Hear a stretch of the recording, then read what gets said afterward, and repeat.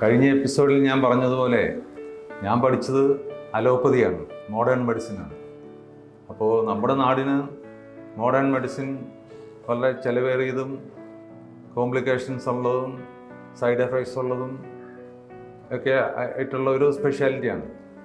അപ്പം നമ്മുടെ രാജ്യത്തിന് ഉതകുന്ന വിധത്തിൽ ഒരു modern health management system develop ചെയ്യണം എന്നുള്ള ആഗ്രഹത്തോടു കൂടിയാണ് നമ്മൾ ഈ ആശുപത്രിയിൽ ആദ്യം മുതലേ പ്ലാൻ ചെയ്ത് പ്രവർത്തിക്കുന്നത്.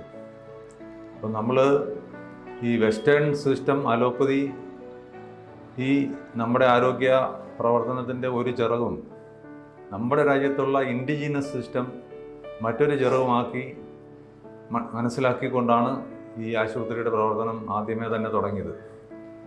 എന്ന് വെച്ച് കഴിഞ്ഞാൽ പുറം രാജ്യങ്ങളിലുള്ള അറിവിനെ രൂപാന്തരപ്പെടുത്തി ചെലവ് കുറഞ്ഞ രീതിയിൽ നമ്മുടെ ദേശത്തിന് അനുകൂലമാക്കി മാറ്റിക്കൊണ്ട് നമ്മുടെ രാജ്യത്തുള്ള ആയുർവേദം, ഹോമിയോ, യുനാനി, സിദ്ധ അങ്ങനെയുള്ള അറിവുകളെ കൂടുതൽ നവീകരിച്ച് ഗവേഷണാത്മകമായി കാലത്തിനനുസരിച്ച് പുരോഗമനാശയത്തോടു കൂടി ശാസ്ത്രീയമായി വികസിപ്പിച്ചുകൊണ്ട് ഇവിടെ പ്രവർത്തിപ്പിക്കുക എന്നുള്ള രണ്ടാമത്തെ ചിറകും ഉപയോഗിച്ച് ഏറ്റവും സമഗ്രമായ രീതിയിൽ ജനങ്ങൾക്ക് ഏറ്റവും ചെലവ് കുറഞ്ഞ രീതിയിൽ ഏറ്റവും നല്ല ആരോഗ്യം കാത്തു സംരക്ഷിക്കാൻ പറ്റുന്ന വിധത്തിലുള്ള ഒരു ചികിത്സാ പദ്ധതിയാണ് നമ്മൾ തുടക്കം മുതലേ അനുവർത്തിച്ച് പോകുന്നത്.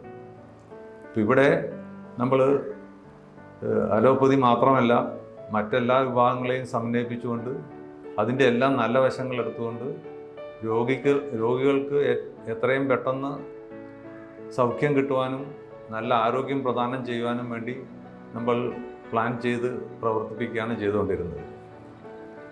അപ്പോൾ അതുകൊണ്ടിട്ട് രോഗികൾക്കുള്ള ഗുണം എന്താണെന്ന് വെച്ച് കഴിഞ്ഞാൽ ചിലവ് വളരെ കുറവും നല്ല ആരോഗ്യം ഉണ്ടാവുകയും ചെയ്യുക എന്നുള്ളതാണ്.